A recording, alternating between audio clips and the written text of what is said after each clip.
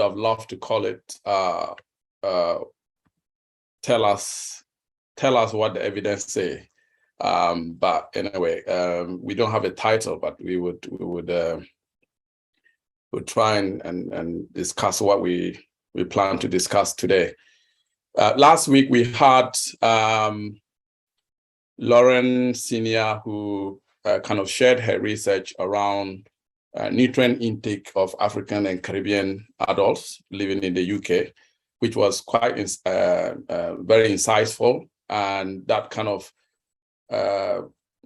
motivated us to look around and find our own people who are researching on nutrition around the communities.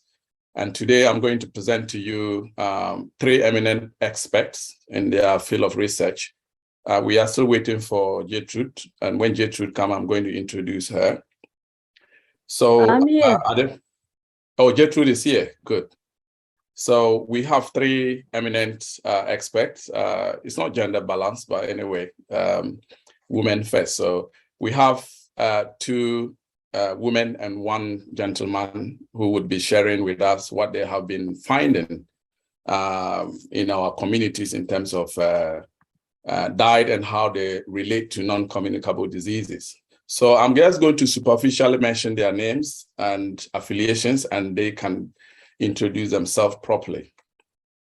So starting with the men, since the women outnumber the men, Dr. Daniel Boateng, he used to work in Amsterdam. So that is why he's currently back in Ghana, and he continued to do the work that he used to do when he was in Amsterdam. He's with the University of Science and Technology in Ghana. And then we have Dr. Fola. Oh, 3 women. We have Dr. Fola, who is from East London University. And then we have Dr. Gertrude Nyaaba, who is at University of Hull, and our own indefatigable Hibbah Araba Osei-Kwasi, who has been our host all this while. So I'm just sitting in for her since he's going to take the seat of a panel discussant. So Hibbah, Daniel, Gertrude, and Fola, you are welcome to today's session. Thank you, Robert. Great. So I'm going to go this way. So you introduce yourselves. So you just tell us your names. If I got the affiliations wrong, tell us about yourself, a brief about yourself, and what kind of research that you do before we kick into the discussion. And I want to also say that whilst the discussion is ongoing, I would want to invite everyone here to participate in the discussion. So these are just facilitators. They are going to lead the discussion, but we want everybody to participate in this discussion. It's not going to be any technical, so please don't use technical terms that our participants who are lay people will not understand. Me, myself, I'm a lay because maybe I probably don't research in the areas that you are. So please kind of make it very simple for us to understand. Yeah, so I'm inviting everyone to participate. So first, you can either talk directly or just raise your hand and we call you to participate, or you put your question in the chat box and then we'll call you to talk. So yes, so let's get started. Daniel. So, thank you very much, Robert. And then, as you rightly said, it's been a while researching on cardiovascular diseases among migrant populations. And then my affiliation, you're right, with Kwame Nkrumah University of Science and Technology in Ghana. But previously, and I think I'm still currently working with the University Medical Center, Utrecht, where I did my PhD in epidemiology. And there I started studying cardiovascular disease among migrants, and then what are the determinants of cardiovascular disease risk. And today I'm glad that we have the opportunity to share our findings. As you rightly said, what does the evidence say? So we hope to contribute what we know and then what we found through our research to help improve the lives of migrants in general. Thank you. Thank you very much. Dr. Fola. Okay, hi, good day, everyone. Thank you for having me. So my name is Folashade Alloh. As you've rightly said, I'm with the University of East London within the Public Health Department. So when it comes to research, I think like Dr. Daniel and every other person on the panel, my interest is around migrant health. Diabetes specifically is what I'm interested in, but all non-communicable diseases and how that impact, especially when you think about change in environment from a different context in Africa down to different contexts, for example, in the UK and Europe in general. So thank you so much for having me. Thank you very much. Dr. Gertrude. Hi, everyone. My name is Gertrude Nsorma Nyaaba. I'm with the University of Hull. And my work has likely been in the area of non-communicable disease prevention and control. I've also worked quite extensively in the area of migrant health, and I'm more of a public health researcher. And currently I work in the area of palliative care outcomes. So looking at chronic diseases and, end of life phases, how we are able to provide care for people at the end of the stage, at the end stage of life. So sort of, most of these conditions result from, chronic conditions. So that's what I currently do now. And my PhD was in the area of hypertension prevention and control among migrants in Europe in comparison with migrants in Ghana. So I hope to contribute quite significantly to the discussion. Thank you. Thank you very much, Gertrude. Dr. Hibbah. Yes, Robert. So yes, my name is Hibbah Araba Osei-Kwasi. I'm a public health nutrition researcher, and I always like to explain what that is. So public health nutrition aims to prevent nutrition-related problems, so all forms of malnutrition, talking about undernutrition or overnutrition. And when we talk about overnutrition, we are looking at obesity and its related complications. So hypertension, diabetes, all of that are related to nutrition. I'm currently a lecturer at the University of Loughborough. I've just started this post, but prior to that, I was a researcher. I'm still a researcher, and my research cuts across public health, nutrition, and psychology. So I've been looking at migrant nutrition. That's one cap that I wear, but I also do global health and global nutrition research. So I do research in low and middle income countries. But for today's discussion, we're going to talk about research findings on nutrition of migrant populations in Europe. Okay. Thank you. Great. So thank you very much for that. So I'll pick it from there. You said we are going to talk about look at the evidence around migrant health. So all of you have been researching migrant health, and it looks like your interests overlap, so which is really great. So we are going to have an insightful discussion. So migrant health is a broad term. What issues have you been researching? What specific issues in migrant health have you been researching? Hibbah, if you want to start. Okay, being a nutritionist and a public health nutritionist for that matter, what I'm usually interested in is what is the nutritional status of the population? So what are the nutritional problems of a population? What are the causes of these problems? And then what can we do, to salvage the situation? So for my PhD, we looked at determinants of dietary behaviors. I mean, when you're talking about nutrition, you could focus on nutritional status, which is, what are the BMIs of people? Are people having adequate iron and nutrients? But my PhD looked at people's dietary patterns. What are people eating? And what are the determinants of these dietary behaviors? So we did one that looked at all ethnic minorities. That was just a systematic review. So systematic review brings together evidence from so many studies that people have done. So we did that because we didn't have anything that was that comprehensive at the time. So we did that to bring together the evidence on why people eat what they do. Okay, for ethnic so minorities. Hold on there. Yeah. Before you continue to share with us what the specific work that you've been doing, you mentioned that you're looking at nutritional problems. What are they? What are these problems? Okay, so do you mean I should explain what I mean by nutritional problems? Yeah. If you could just highlight them, the okay. key nutritional problems that that is very interesting, that is of interest to you. Okay. So for the population that we're looking at, so I was interested in African immigrants.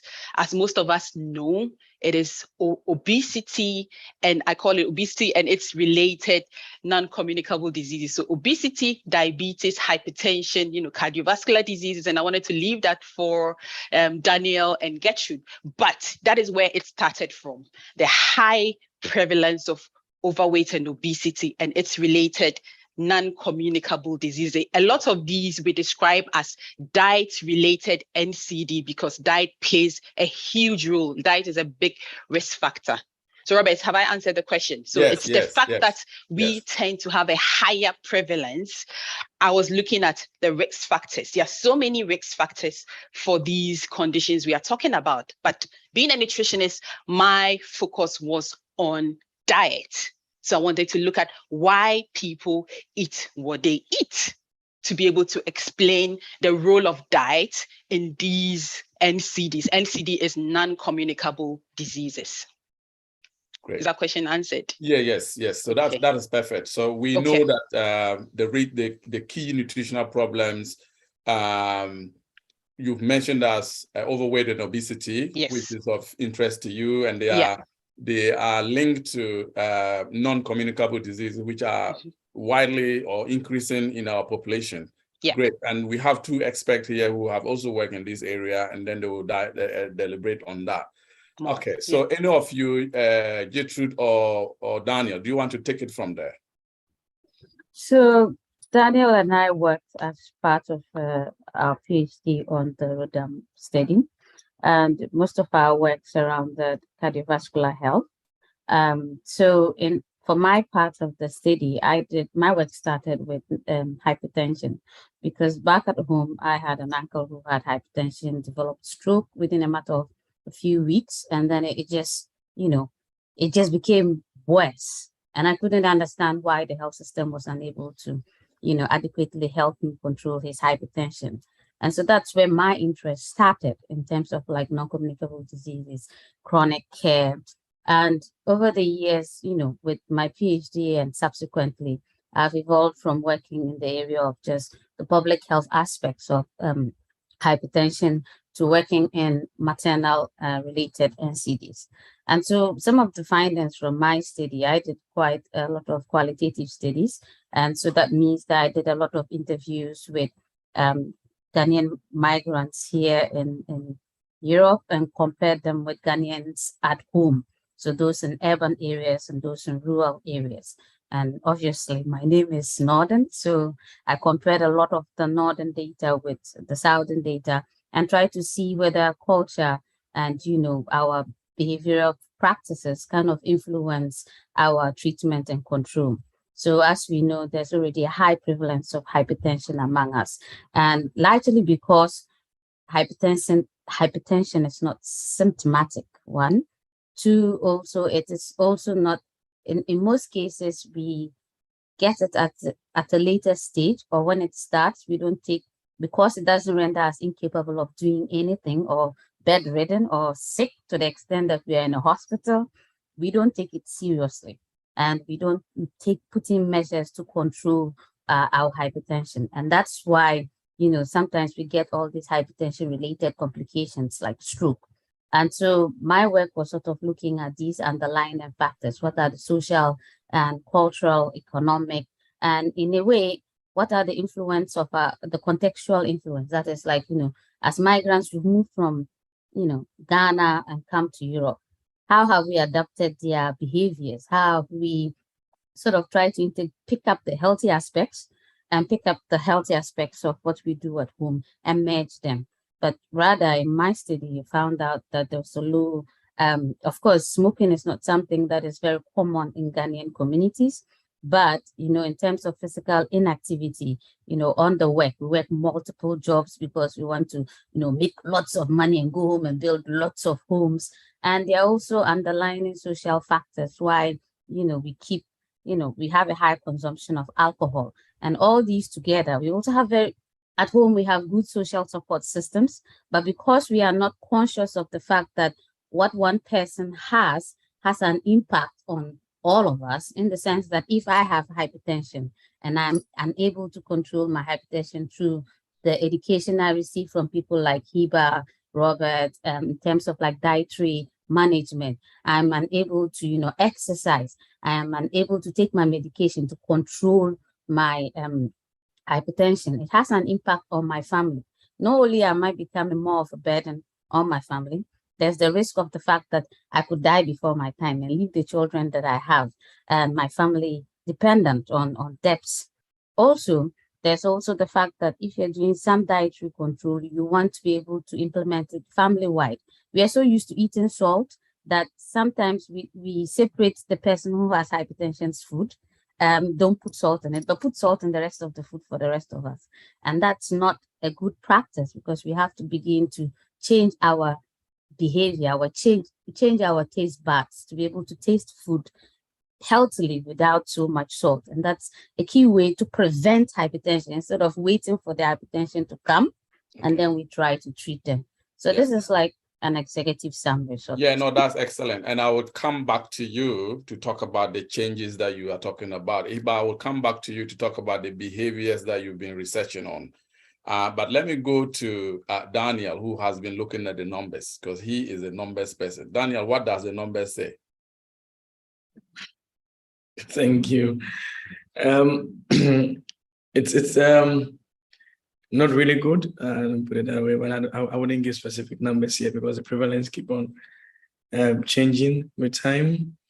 And then I didn't really look at the prevalence of specific health conditions, because my research was into looking at a predictive sort of cardiovascular disease, where we can combine many risk factors to see in 10 years, what do we see? What's the outlook of people? Even though I also had opportunity to work on hypertension and type 2 diabetes at some point in time.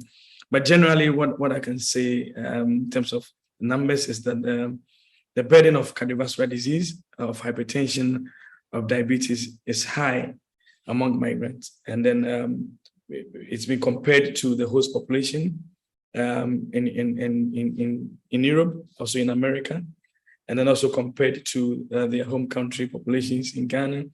And in both situations, the burden is high among migrants. So we normally use this term that they are disproportionately at risk of these non-communicable diseases. Now, I will take you a bit backwards to see what the evidence say and what type of evidence we have been collecting, and put it that way. So migrant research normally has been one straight way of comparing migrants to the host population. And that is what we call the ethnicity form of research, where we want to see two ethnic differences. One is the migrants, and then the other one is the host population, where they are coming from is playing a role, or whether their ethnicity is playing a role. And then it's moved on to the role of context. So we try to compare two migrant groups who are residing in different contexts to see whether the environment where they find themselves is playing a role, and that is epigenetics, sort of environmental interactive sort of research. And then the one that I was involved with was really looking at the role of migration. So aside all these, what extra burden does migration put on people, on the health of people? And that is when you compare migrants to their home populations. And that is what the Rodham study, which I've worked on, Hibbah has been on it, Gertrude has been on it. That's what was mainly about. So data was collected on Ghanaians residing in rural Ghana, urban Ghana, compared to those residing in Europe, London, Berlin, and then also in Amsterdam. It also gave the opportunity to look at the context. So assuming it's the same people from the same ancestry, residing in Berlin, in Amsterdam, in London, the context is going to play a role. And that's what evidence found, that the context also matters. So we talk about migrants, but whether someone is living in London or in Amsterdam or in Berlin, the risk is different, the risk profile is different, the exposures are different. Of course, we even saw that their own characteristics are different. Education, level of education and all that were different. So all these come into play as far as the health of migrants are concerned. And then that's one word, disproportionate burden is what we can all speak to. And then also research a bit into the knowledge level, which I think Gertrude also did something on knowledge, which I would say the knowledge profile wasn't quite good as expected, because migrants are living in high-income countries, but they still keep to the same perceptions that we find in Ghana, very low knowledge level, and all these contribute to bad health behaviors and risk for these migrants. And then a bit on diet, working with Hibbah, but of course, when it comes to diet, she can be able to speak more to that. And then also on stress, I've been on stress, finding that stress could be different. So what is stressful for migrants is not stressful for people living in their home countries in Ghana. So for Ghana, it's about stressful life events, when someone dies, when there's a terminal illness in the family, when there's put it out, like disease like stroke, then there's stress because they need money to cater for these people, and that could increase their risk of cardiovascular disease. But when it comes to Europe, it's about discrimination. People feel that they are discriminated against, and that was what's contributing to stress for these people. So briefly, this is what I can say about what I've been doing so far. Yeah. Thank you very much. And I think you've clearly highlighted the key things that we need to take in consideration. The fact that you live in Europe as a migrant doesn't mean that you are safe. And when compared to somebody who is living back in Africa or in the Caribbean, you talked about context. Context really influences these conditions. Yeah, I mean, you mentioned socioeconomic status, diet, and stress. I mean, we'll hear more about diet when Hibbah is talking about the evidence. But before that, Fola, I believe that you have been looking at both looking at the numbers and also looking at what people say in terms of words. What does the evidence say in terms of your research? Thank you very much. Yes, I have been looking at, I think I started, when it comes to the numbers, I started with a systematic review. So what we did was to pull data from literature that have been published on diabetes management, because I'm focused on diabetes management, specifically among West African immigrants. And so what we did was to look at the prevalence, the management, the HbA1c management among migrant population compared to white population, Asian, and so we're looking Black, Asian, and white population. So we pull those data together and use that to inform the actual research that I then conducted. But from that data, it was quite obvious that we as Africans, when it comes to the prevalence, we're just barely behind the Asian population, the South Asian population specifically, in terms of diabetes prevalence. But when it comes to the diabetes management, the complications, the HbA1c regulation, we actually have higher, poorer management in that context. So although we may not have as high prevalence as South Asian population, we're actually not good at managing as they are, and obviously the white population have better outcome in all three categories.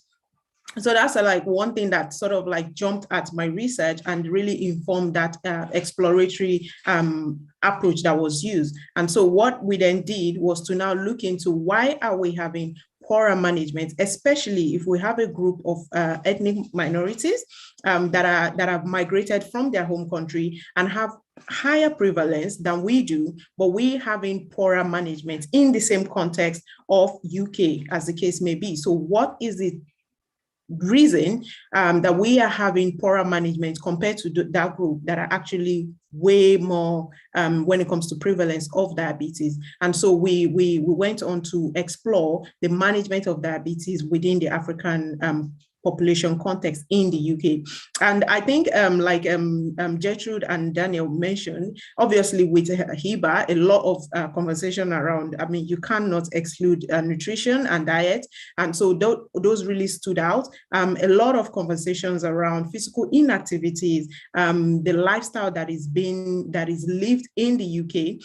But one thing that really stood out for my research, I feel, is that context of, or that background of West African, you know, because most of the participants in my study have actually lived in West Africa, and some of them actually had diabetes diagnosed in West Africa. So that context of how they manage or how they live before migrating to the UK really stood out. I think one thing that we may not necessarily realize in research is that we treat these individuals as you have diabetes, and this is how you manage your diabetes in the context of you're in the UK. And so when a dietitian or maybe nutritionist or maybe diabetes nurse is recommending, or even doctor are recommending ways of managing, we realize that those recommendations don't take into account what this individual, you know, came with. And that really impacts on how they actually take those recommendations and work with them when they get into their home and in their own, you know, environment. When you say you need to be physically active, have you established what physical activities mean to that individual before? Because when they go on to take those recommendations, they would be using their understanding, their background of what does it mean to be physically active.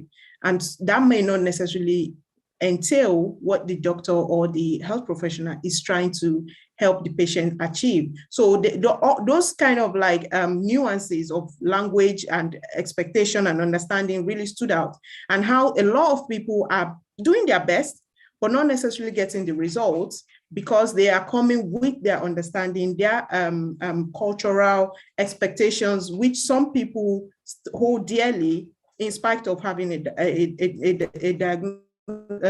diagnosis of diabetes. You know, I can't not eat certain diets, irrespective of what I have in me. I have to eat this. And so where we are not exploring the cultural aspects as much as we should, it's not just recommend eat A, eat B, eat C. It's actually what's important to you. What do you think? How can, and really working with the patient to achieve those desirable, you know, outcome, as the case may be. So some of those things came out from my research. I think a lot of it was so much on understanding the cultural background of individuals and not just treating them as, right, this is this person and this is what you need, but trying to, you know, everything they come with from West Africa should be, you know, added into the conversation. So that came out. Thank you. Yeah, thank you very much. I think two key things that you've mentioned that I would just transfer that to Hibbah is lifestyle. You've talked about our diet, our lifestyle, and you've also talked about our food. I know that Hibbah has also been looking at the evidence around using different approaches, systematic reviews, and all that. Hibbah, what's the evidence about lifestyle and our behaviors and diet and all that?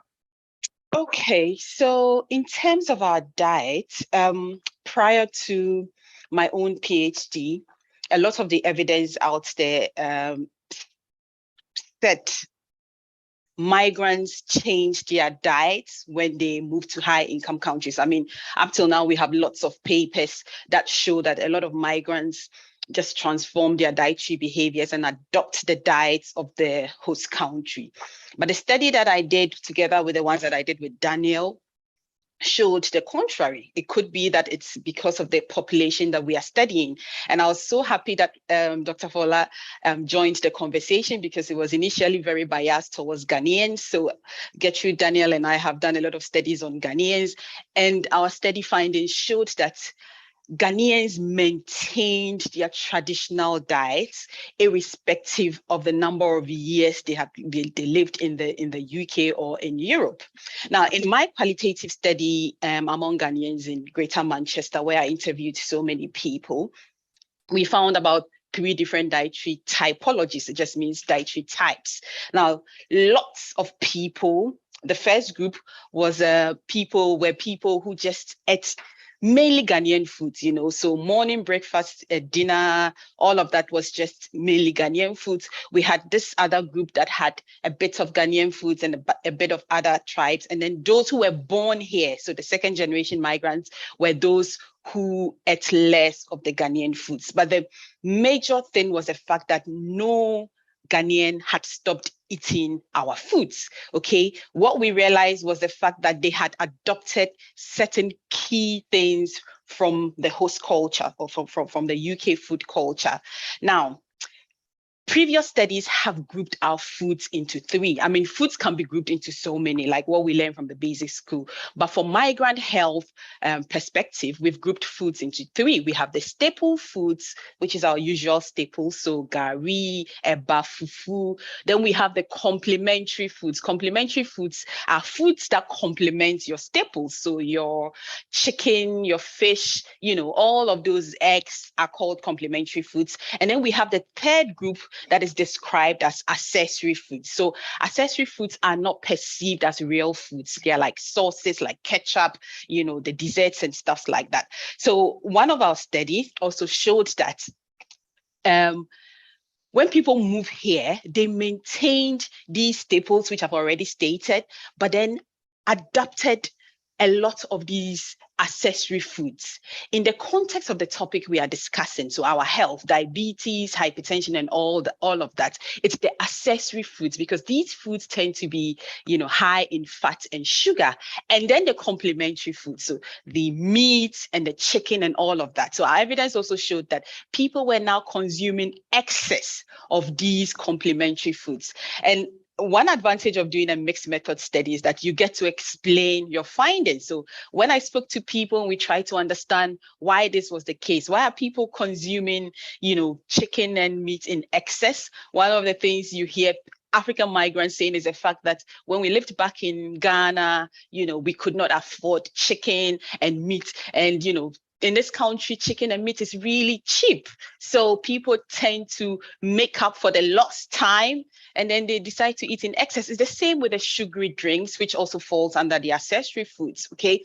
Back in Africa, a lot of people said when we're growing up, drinking sugary drinks was just a luxury, only Christmas or Eid or festivals. So here, as you know, these things tend to be very cheap. So people then want to make up for, and that's why I like that then Dr. Sola mentioned the context before migration plays a huge role, and practitioners need to understand where people are coming from in order to be able to tailor advice to these people. Now, Robert, should I go on? No, you're muted. You're muted, Robert. Sorry about that. So I'm saying yes. I mean, yes, go on. That's just a bit on the dietary behaviors. Yes. I wanted to touch on another thing. That's why I was saying, should I go on? So in addition to looking at dietary behaviors and why people do what they do, what do we use this evidence for? Ideally, we want it to influence policy. That's why we do all of these research, Robert. So then that means I'll hold you on here. All right. And then I will come back to how all these would be used. Okay, right. I wanted to share some findings on the community readiness module, but maybe when you come back to me. Yes, I'll come back to that because I know that you've been trying to find out whether communities are ready to engage in action. So I'll come back to you on that. But Gertrude mentioned something very interesting. I mean, he talked about the underlying reasons why hypertension is on the increase. And I think he's mentioned almost all the factors. But I just wanted to find out from, in your study, did you find any specific individual level factors that may be fueling this problem? So thank you. A large part of our individual level factors are more of our, as Paula said, it's a lot of influence from our cultures. And so people are a little bit more resistant to new, especially if you look at hypertension, for instance, it's more people, elderly people in the past. And so people consider them diseases of the old. And most of the people who have been diagnosed here, most of our people who have been diagnosed here often, from the 30s, from the 40s ongoing. And so they're a little bit more steeped in the cultural practices that we have at home, which make it difficult for them to, self-manage their condition appropriately. Of course, the health system has its own issues in terms of, understanding how our culture influences us. But more specifically, in terms of management, I think there's a huge resistance to certain new changes in terms of like lifestyle factors. We go to social events, we eat whatever is provided, we drink a lot. That's where we tend to consume a lot of alcohol. And of course, when it comes to, physical activity, we haven't been trained, or we haven't had that inclination or that behavior of, considering the idea of exercise.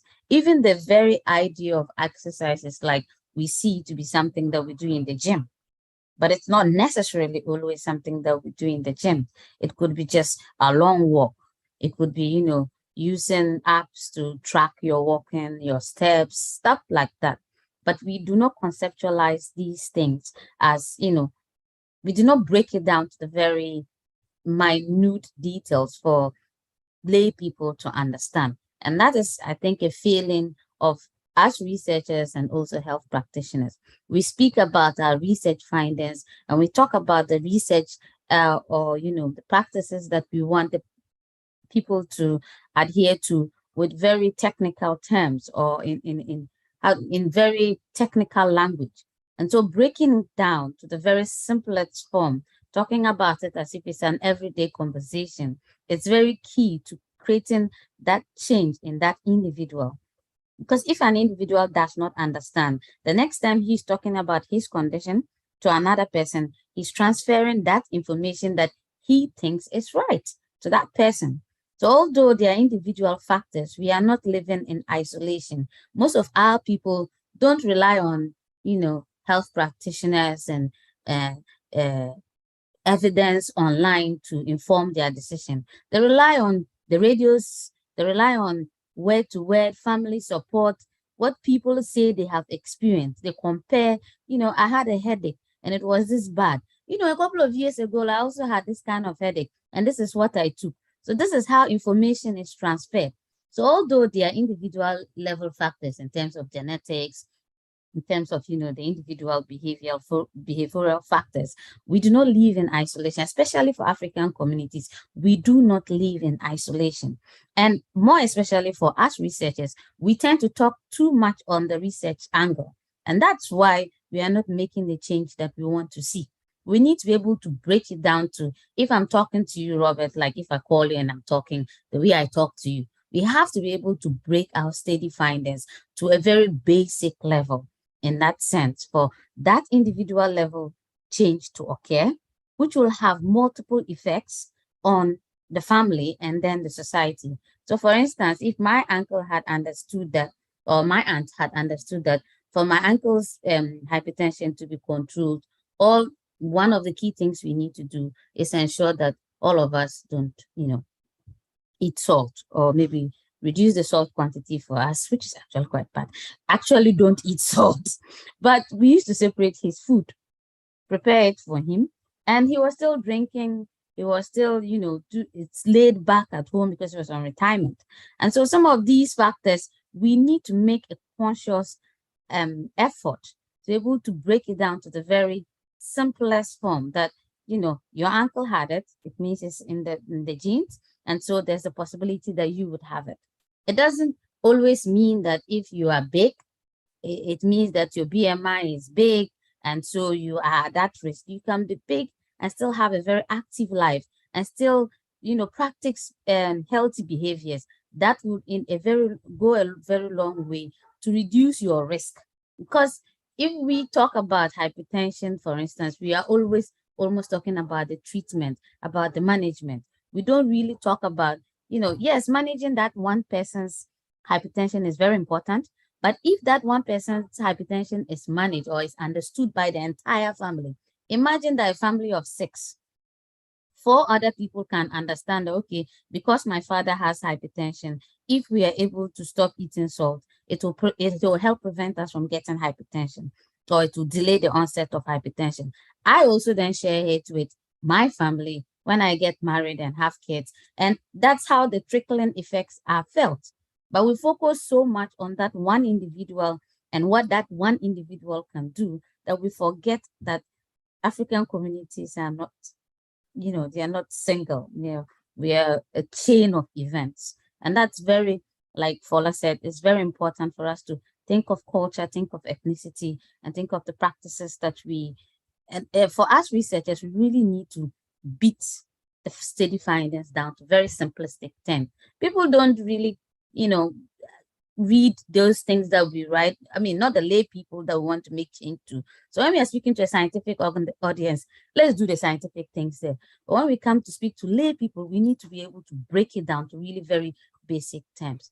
No, I agree with you. I completely agree with you, because I think one of my colleagues argued that if we want to rely on p-values, we are not going to make any headway. So if we keep on saying that it's not statistically significant, then that means that there wouldn't be any intervention that will be implemented to address any issue. But I know that Daniel would disagree with me because he is the numbers person. But I think, Daniel, you did say to us that the numbers are increasing. It's frightening, because I think that is what you said. You said that it is not looking good. So that means that we have to find a way of addressing that. And we need to make sure that we are ready to be able to do this. Are we ready to do this? Hibbah, you have been finding out whether people are ready to do this. Can you tell us whether people are ready to do this or not? Can I make one comment about this? Yes. We also tend to forget that these diseases are all linked.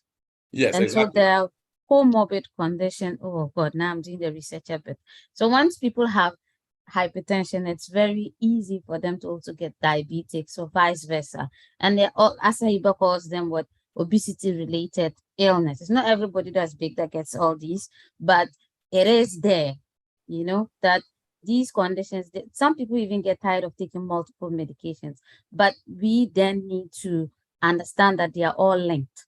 And if we create change in one, then it can have multiple effects on these other conditions in reducing the prevalence, because the prevalence truly is high. Yeah, of course. I mean, yeah, and I think the recent intervention that we did, that just showed it, because participants who took part in this, those who benefited from the intervention could say that, just making dietary modification changes so many things. And we saw that in this particular intervention.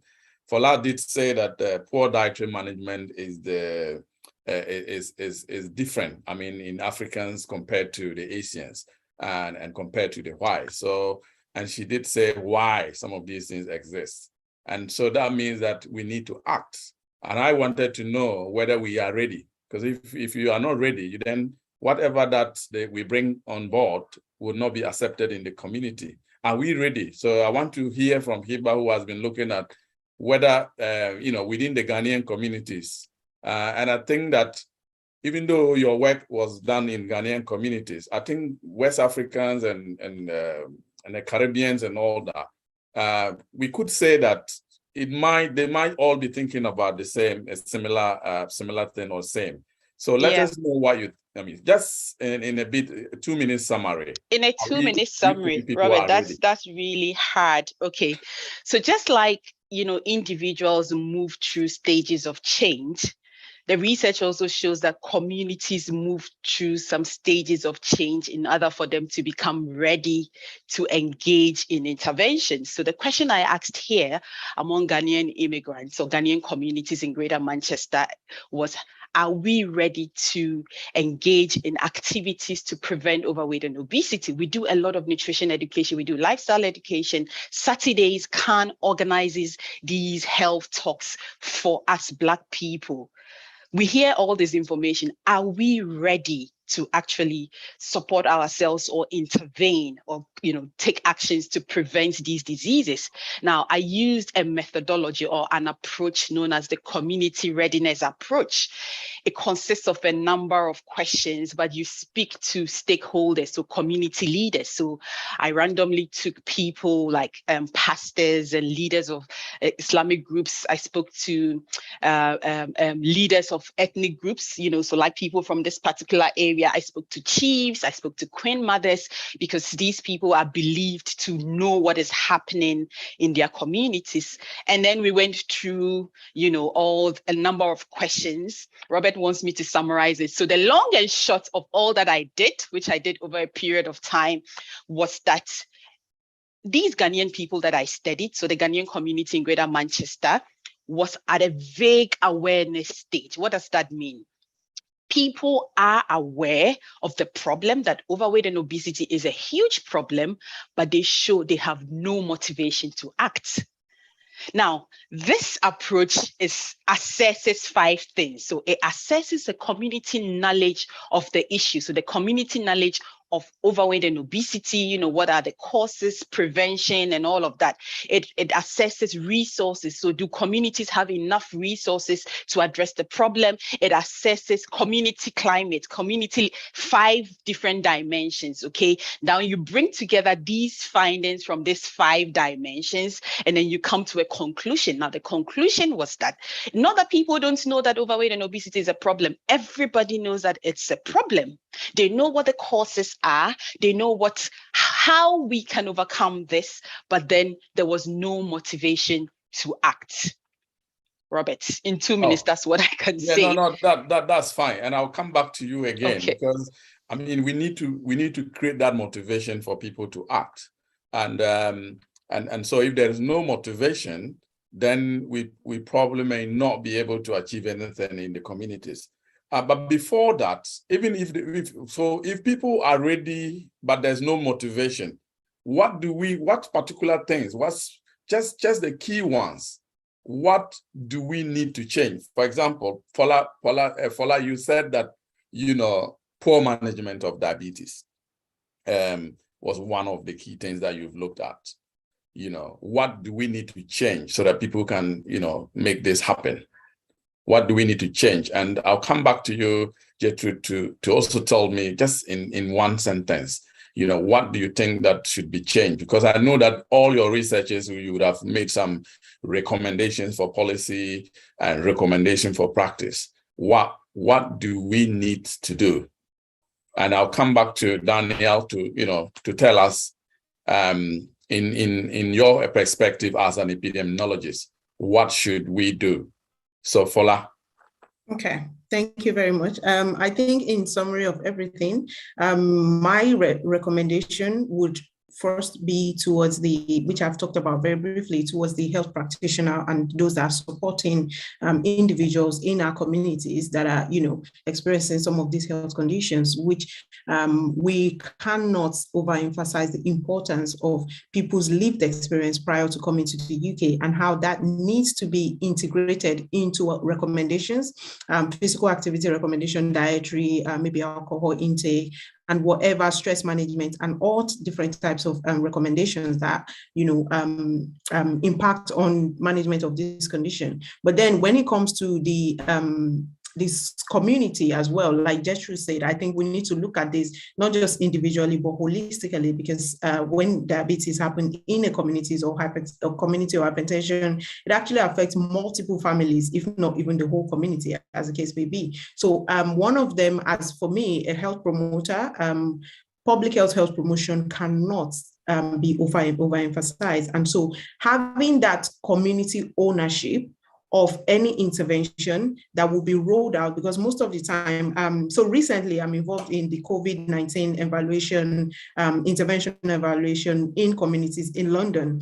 And we found out that most people struggled because they didn't feel the ownership of that intervention. And I think that sort of relates to what we're discussing now when it comes to diabetes and all these other non-communicable diseases, where the recommendations should not just, the intervention should not just be rolled out like governments sometimes do or mostly do, but they should be given to two communities as this is your project.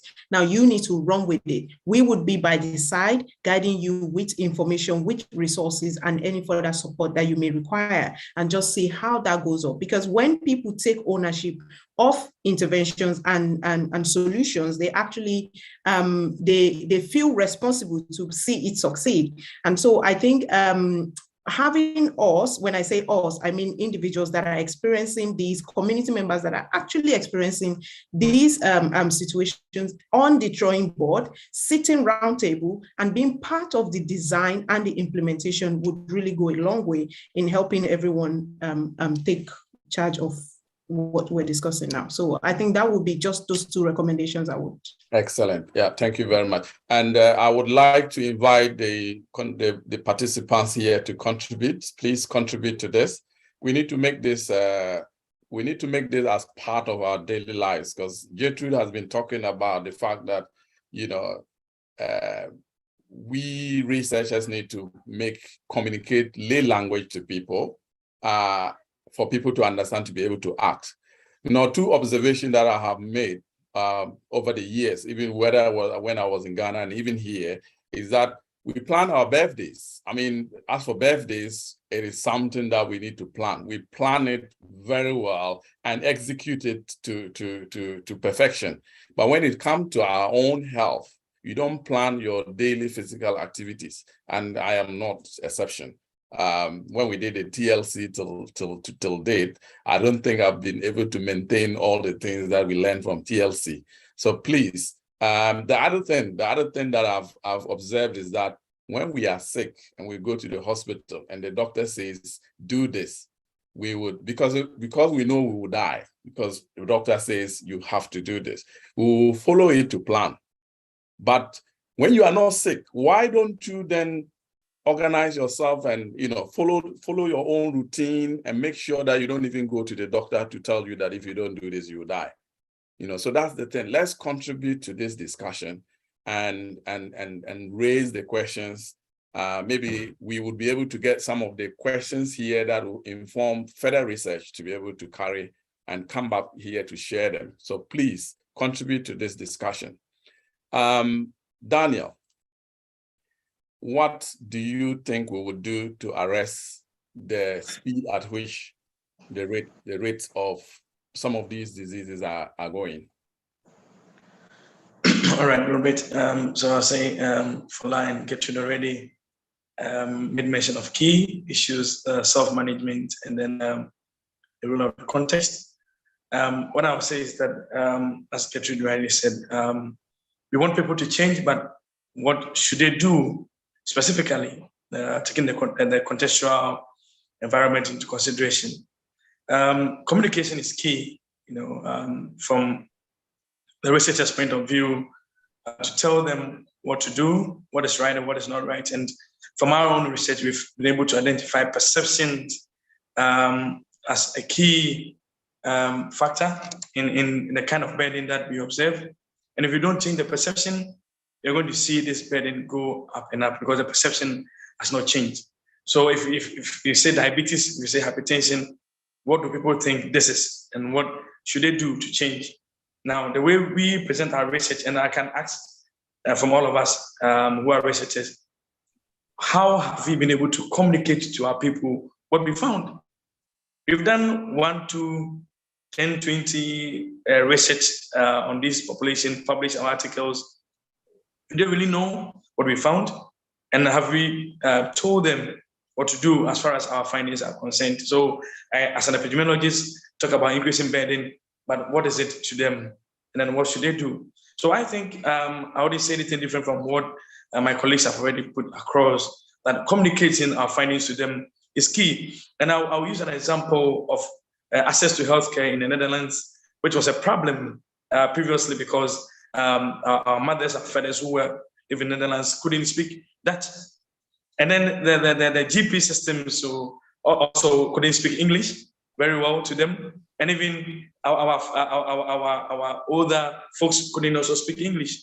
So it became a problem. So they were not even accessing healthcare. They had their own perception about the doctors. They think the healthcare was bad.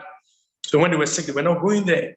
until an intervention was brought in where they had a facility where you can go and then talk to somebody to lead you to the house doctor or the GP, who then can explain your condition to them in Dutch. So the miscommunication alone caused a lot of morbidities and death. And then I think Gertrude mentioned comorbidities, which was a big problem, which we've recently found increasing among Ghanaians: diabetes, hypertension, musculoskeletal issues, arthritis, and all that. So it's about time that if we want to help, then let's take the mandate on ourselves. And then we have done a lot already. If they know what we found already, I think that could change a lot. We don't need to. And then even that involvement of them could help us know that the next direction, what else should we do? And then we begin to do research that really answers the issues, the problems of our people. So if you ask me, I think that's where we should start from. How do we communicate what we found to them and help to demystify the perceptions of healthcare that they have? And I think with that way, we can really be able to make a headway. Thank you. No, that's a good point, and I couldn't agree with you more when you talk about accessing of healthcare. Even those of us who understand the language in the UK here, because of the where we came from, the way we were brought up, our culture. When somebody is sick, and then you even advise them to go to the hospital, you say, "Oh, it will go." You keep on delaying and until the thing gets worse before you get to the hospital. And that is when you now try to do the things that you're supposed to do. Gertrude, there is a question in the chat box. I want you to use 1 minute, just 1 minute to address that. And I'll come to Hibbah to just talk about how do we motivate people in the community to get ready. And I'll come to Folashade to do 1 minute, and then we close because we have just 3 minutes left.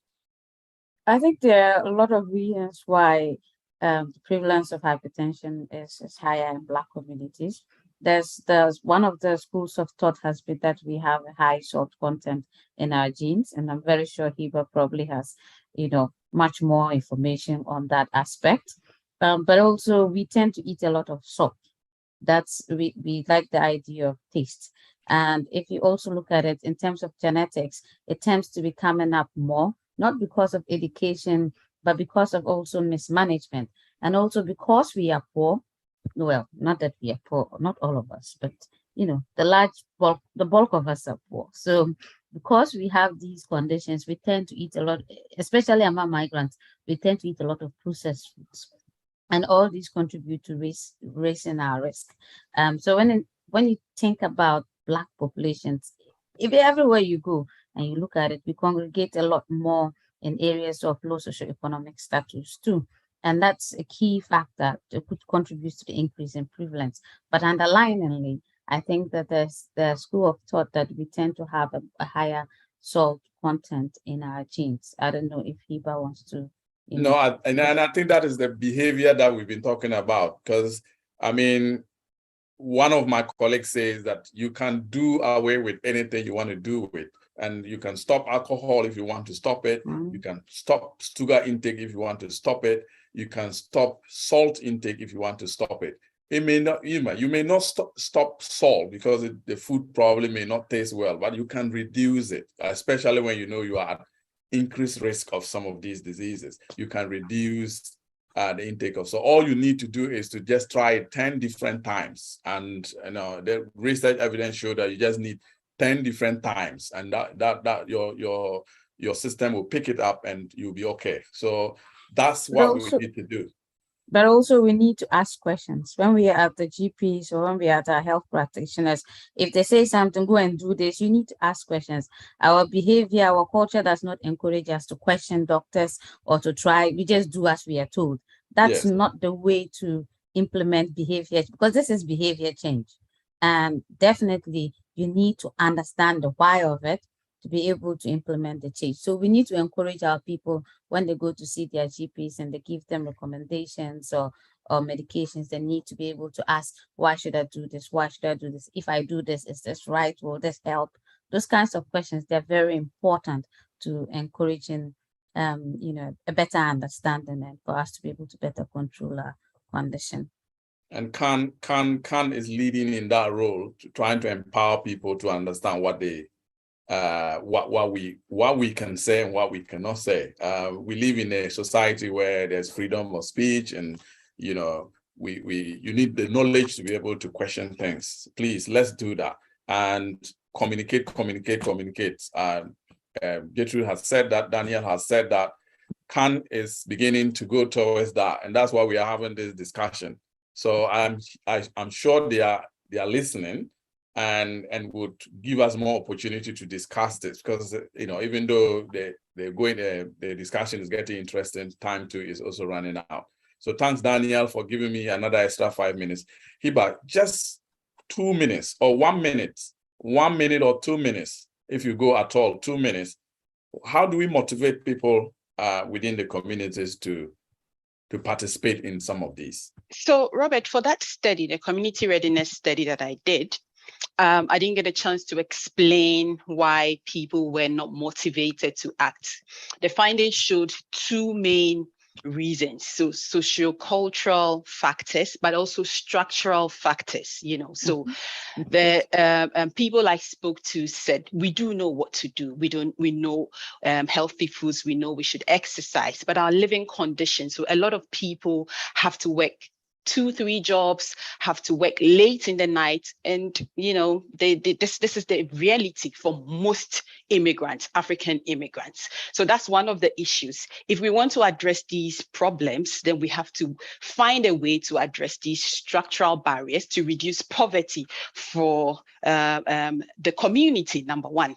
Then number two, it has to be done together with the sociocultural barriers or sociocultural factors. So fatalism, people still believe in things like, oh, I was meant to be fat, you know, so that's one of the things.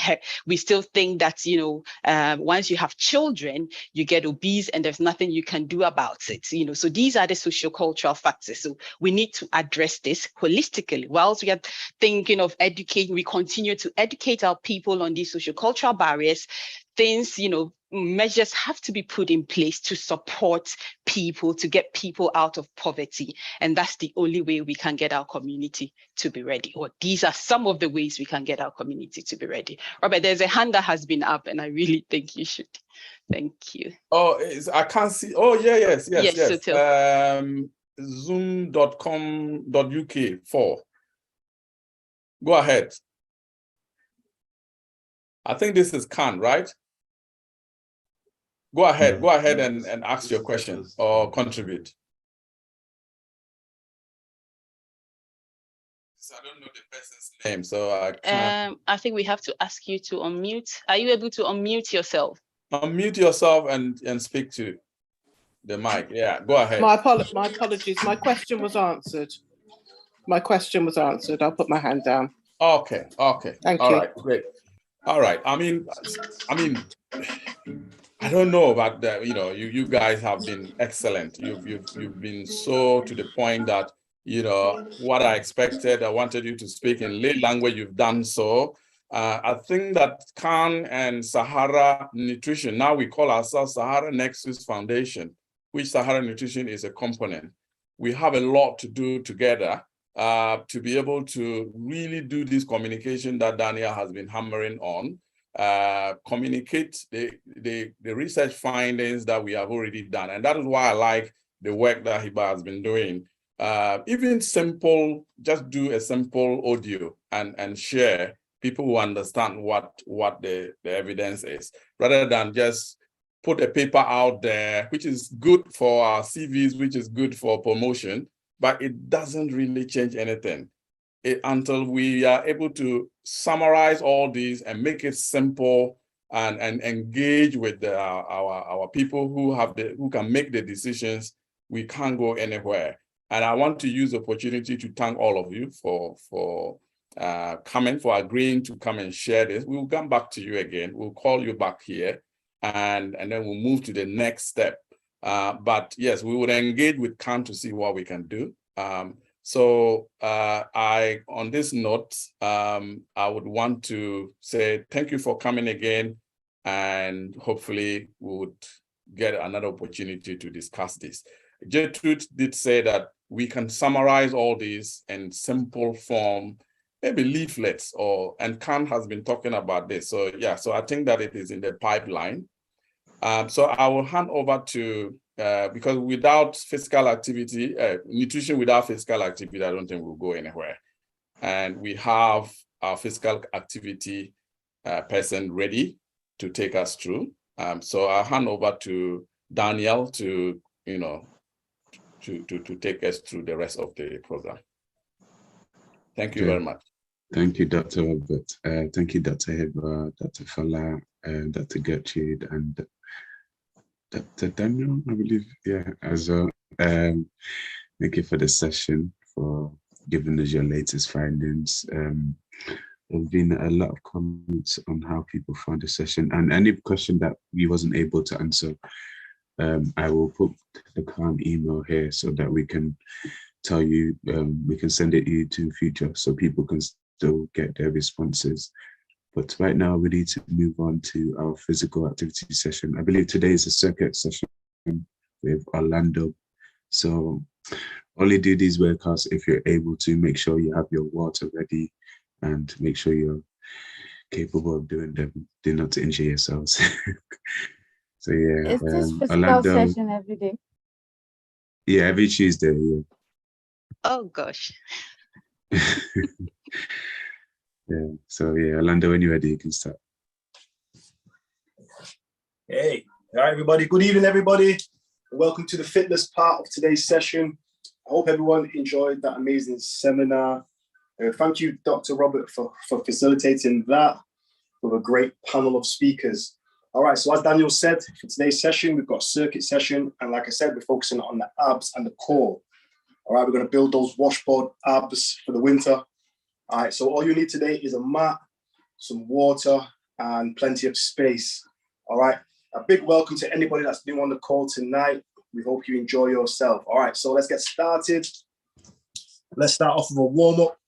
We're going to start off with a squat down and a reach to the sky. Okay, we've got 30 seconds. Let's get the body warm. Let's get the blood flowing. So get to your spaces.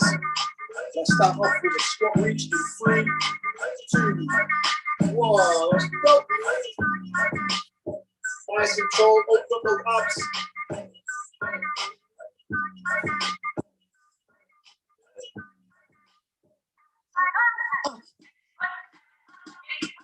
Let's go, people. Let's go.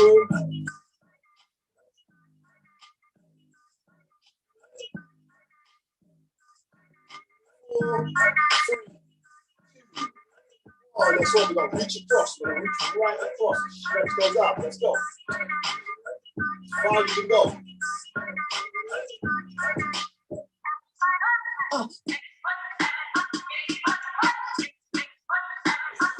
That's it, people.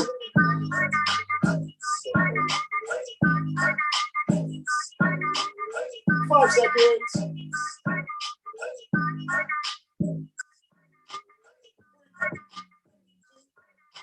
1, let's go, torso twist.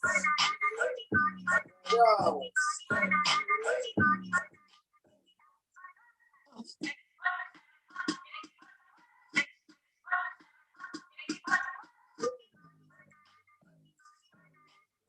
Do the right round.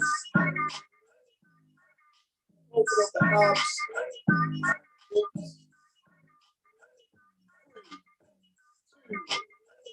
1. Okay, pause for 10 seconds. Those deep breaths in.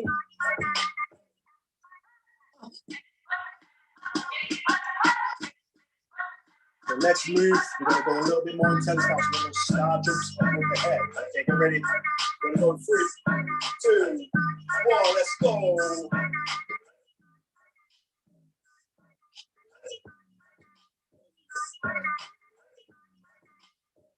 That's a good boy.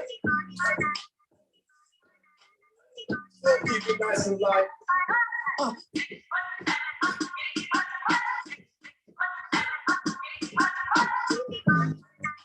that going.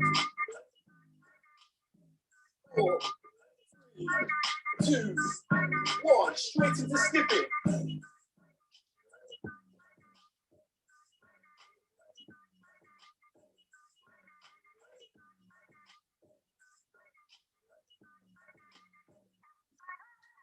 Yep. Keep that going, people. 10 seconds.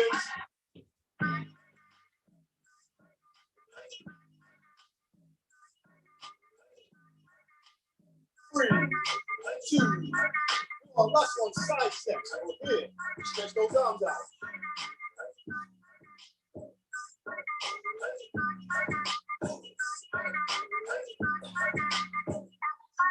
Up.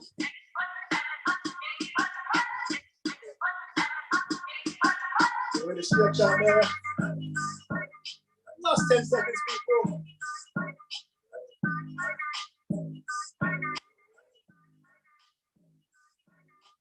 3, 2, 1. Relax, people. Well done. Have a 20-second water break. And then we're going to go into our up circuit round number 1.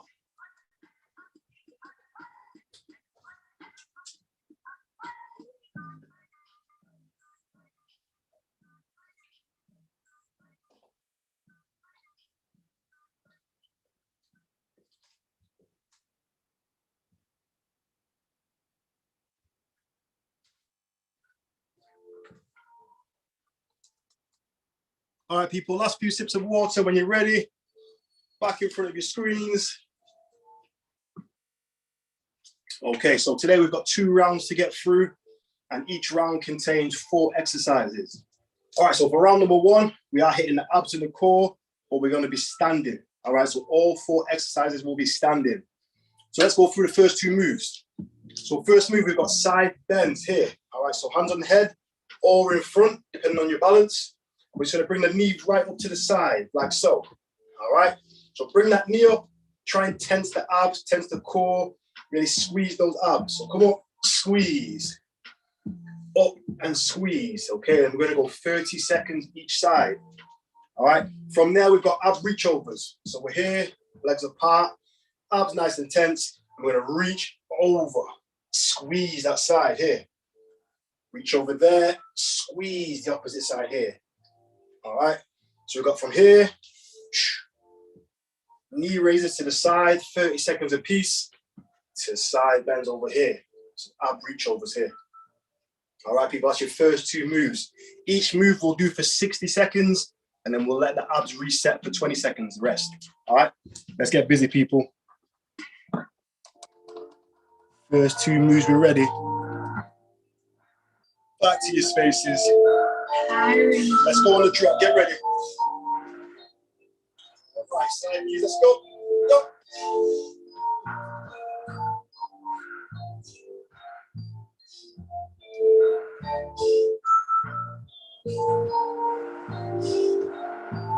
Make sure you squeeze those arms nice and tight. Going 30 seconds this side.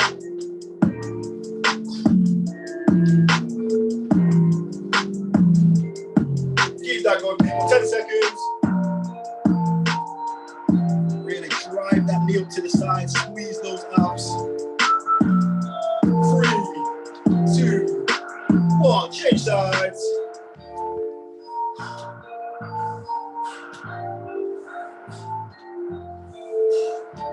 Engage those abs. Turn those abs on. Make them work for you. Halfway.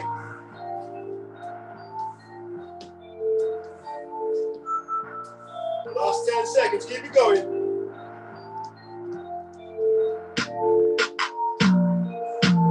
3, 2, 1. Okay, relax. Open that chest, open up the abs if you need to. Ab reach overs next. In 10 seconds.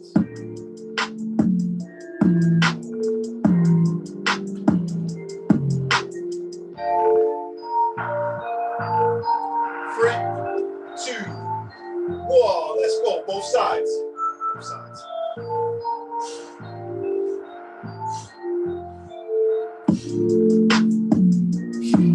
Ready to drive the arm out, squeeze the side.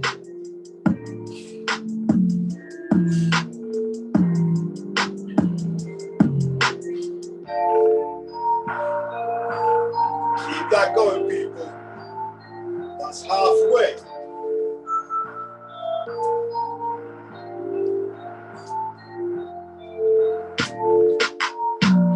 Last 20 seconds.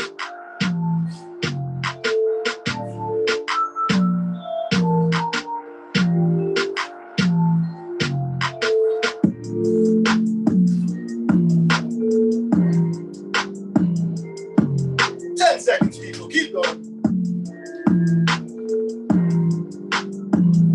3, 2, 1, time.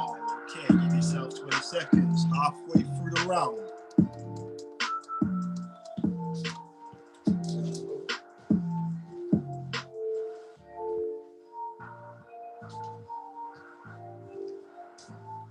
Okay, listen in while you rest. Next 2 moves. All right, we've got opposite elbow to knee. Okay, so we're here, hands above our head, like we're in a crunch position, and we're just gonna go here. Bang! So elbow and knee meet right in the middle of your stomach. Watch again. There. All right, there. Each time you contract, make sure you squeeze those abs nice and tight. All right, we're gonna go 30 seconds at a time. From there, we've got knee up to side, working the lower abs.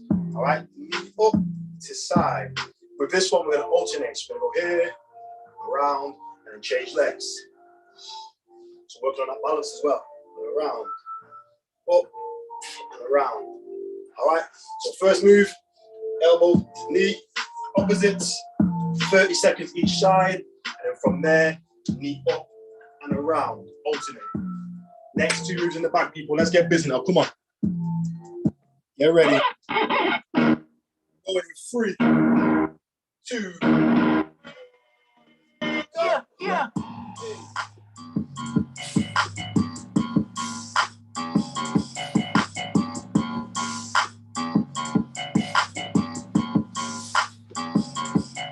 Keep that going, people.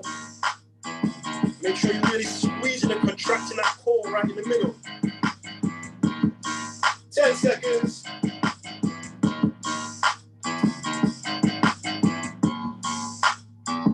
3, 2, 1. Change size for me.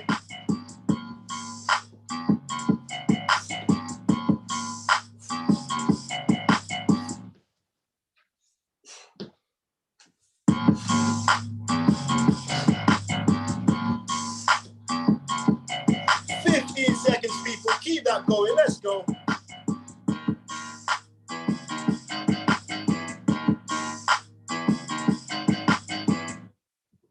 3, 2, 1. Quick rest. Some quick rest. Yes, don't shake those abs off.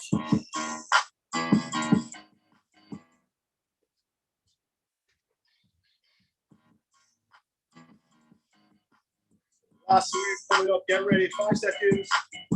3, 2, 1. Let's go. Up, squeeze, round. Up, squeeze, round.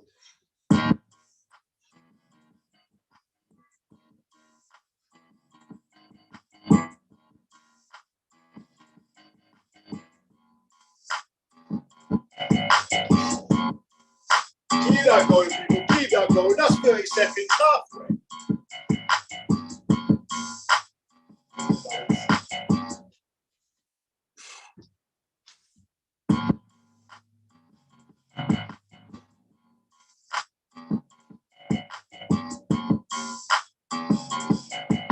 Last 15 seconds, people. Last 10.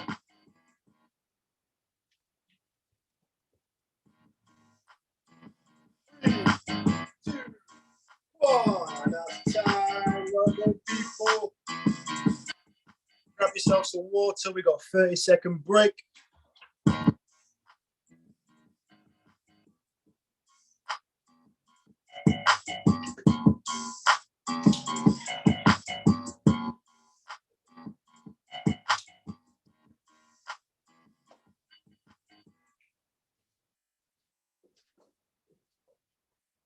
So bring your mats in as well now, people.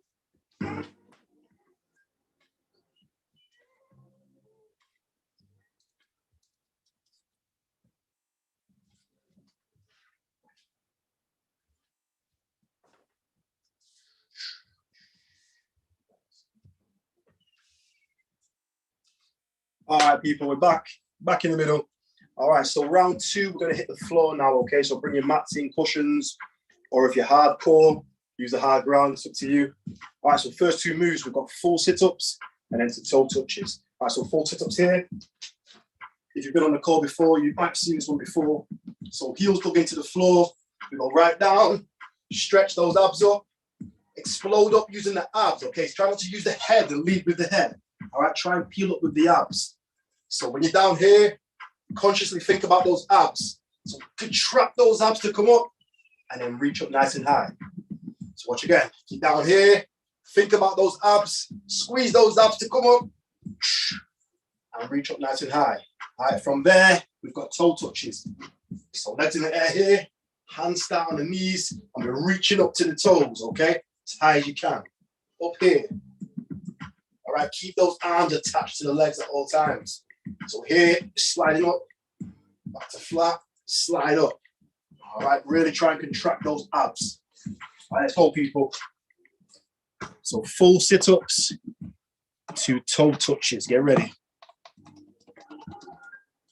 All right, bums on the floor, get ready. Sit-ups coming up. Let's go on the drop, get ready.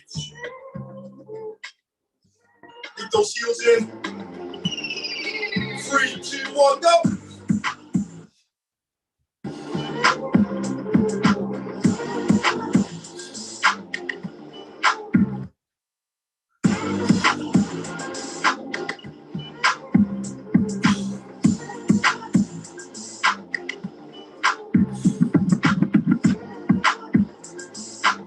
Keep that going, people. That's halfway, 30 seconds to go.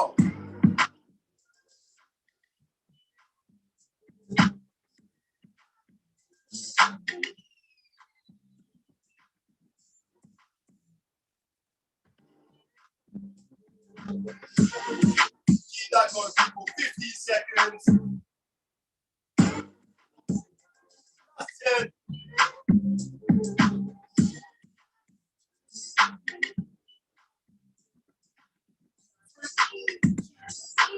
Oh, take a breath. Relax. Deep breaths in.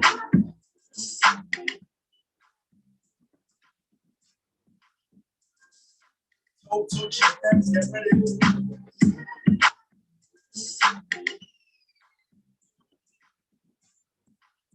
3, 2, 1, let's go.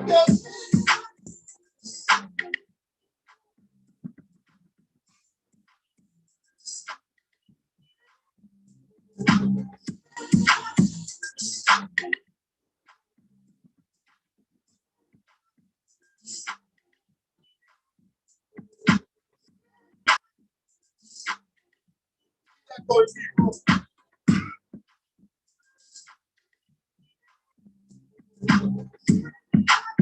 Halfway, keep it going.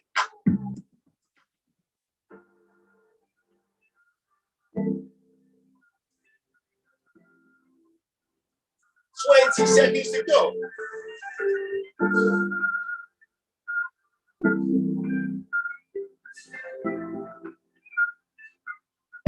Got it. 10 seconds.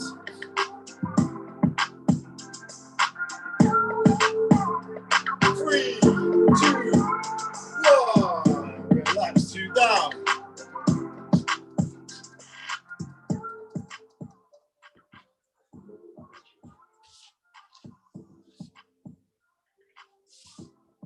Stretch those abs out, get those deep breaths in. So last 2 moves of the round coming your way. All right, we've got plank to rock the boat. All right, so watch me while you rest. So 4 arms dug into your mat. And then from there, we're just gonna rock side to side. All right, one elbow should come up slightly. So rock side to side. We're working the side of the abs here. So rock side to side. From there, we've got leg raises, all right? Forward leg raises.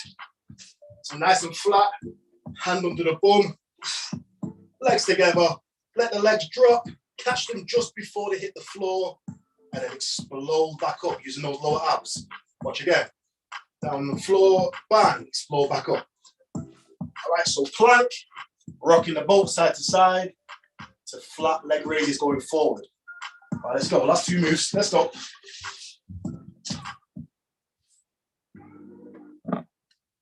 Let's go back to your mats, my people.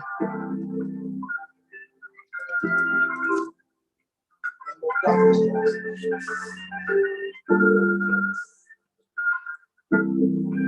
right, get ready, people on the drop. Let's go. 3, 2, 1, go.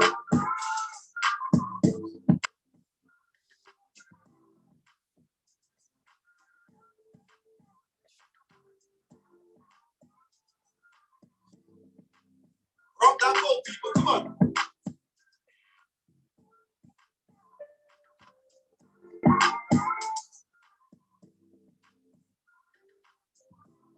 Oh,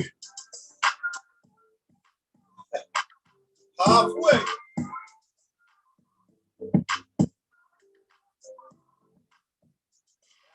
Keep rocking that boat. Keep working. Last 20 seconds.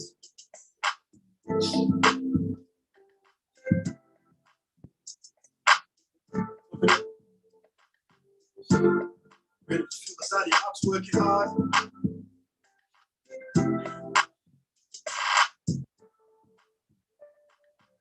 4, 3, 2, 1. Time, people. Quick rest. So we got our last move, leg raises.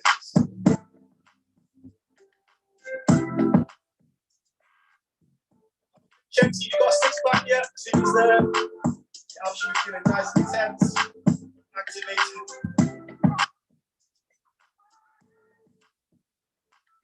All right, when you're back, get ready. 4, 3, 2, 1, let's go.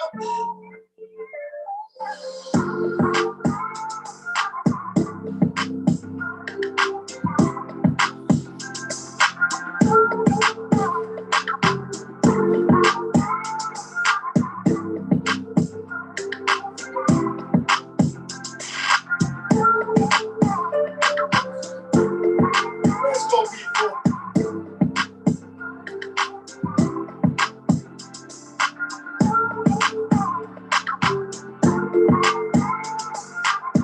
Last 20 seconds. Keep it going.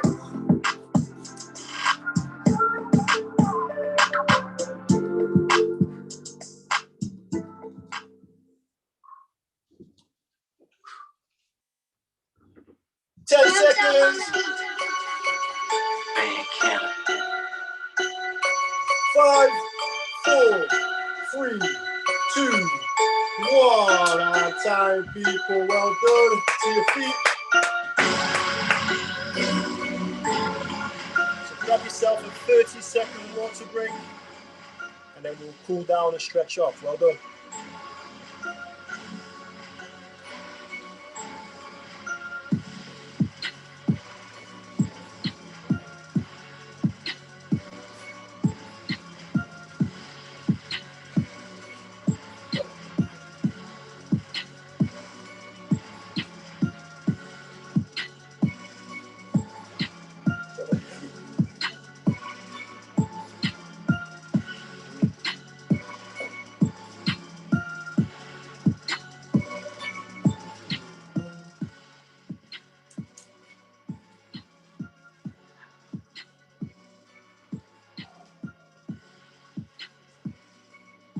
All right, people, last 2 sips of water. And join me back in the middle. Let's cool down. Let's stretch off. All right, people, let's start off now. Squat reach. So we squat reach here. And go up here. We twist both sides. Let's go. Oh.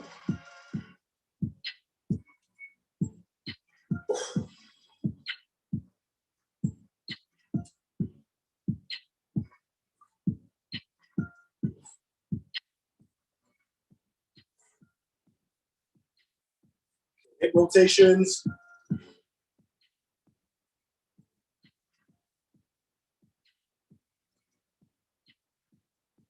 Change direction.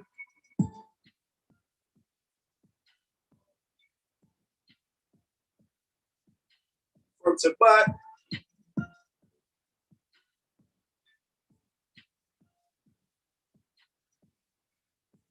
Okay, clasp those hands together. Turn them over. Boom, stretch right above the head. Open that stomach right up.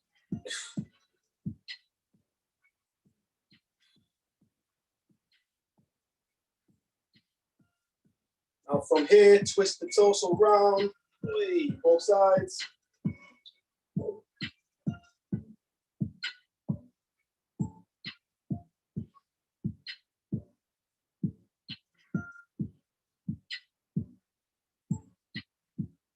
Okay, release the hands. Okay, hands behind the back. Again, clasp them together. Turn them over. From here, open up the shoulders. So open the shoulders nice and round. Stick that chest out. Breathe.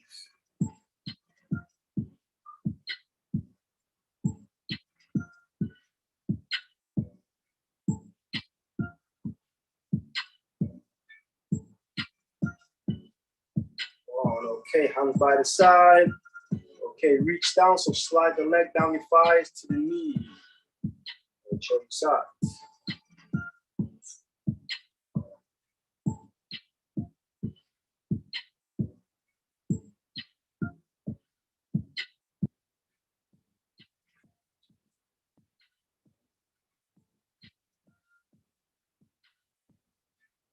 Okay, next one, arm circled, one arm at a time. Let's go forward.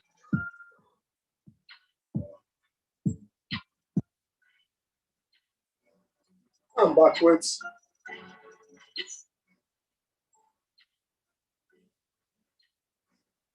Change arms. Forwards. And backwards.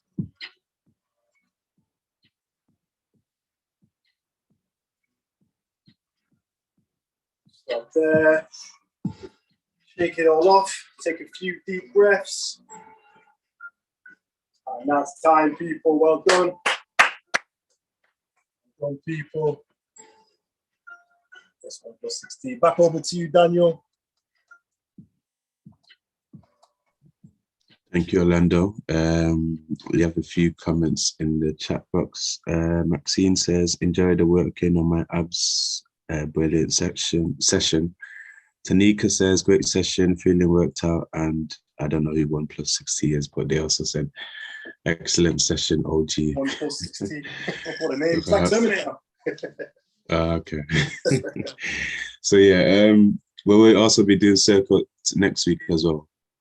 Yeah, so it's a 3-week cycle. So we started off with upper body, then we went to lower body, and now today was abs. And then again, we'll cycle it for 3. So next week will be upper body, working on those upper body muscles. So yeah, it's going to be action packed. So get ready.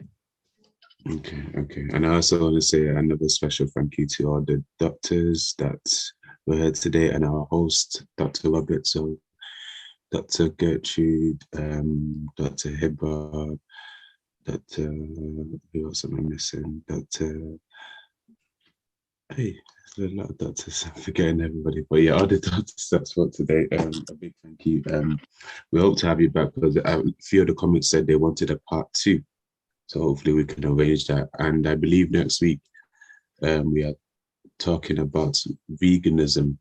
So look forward to seeing you all here again Tuesday, 6:30 to 7:30 as always. No, sorry, 6 o'clock to 7:30. And also we have our health hour sessions on a Saturday, 11 to 12:15. So please tune in on that on our Facebook or YouTube. And I will see you all next week. Take care, everyone. Bye-bye. Well done. Thank you, Daniel. Well done, everybody. Have a great week.